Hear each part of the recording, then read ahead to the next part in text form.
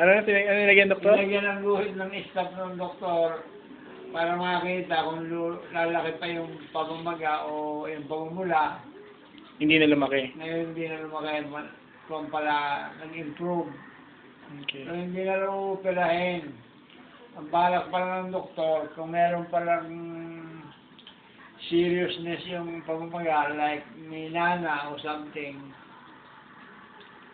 eh yun ang upirahin, tatanggalin, i-gagrap na lang ng ibang, kukuha na ng ibang balat sa ibang parte ng katawan mo, i-gagrap na lang. So, dito na nangyari yun. Eh ngayon hindi na nakita na, nagpalito na yung doktor mismo at sabi niya nag-improve na, kaya obserba na lang daw sa, ba't tawag mo sa mga anak mo, para mga hindi tumuloy ang infection. Hindi ba lagi? Baka naman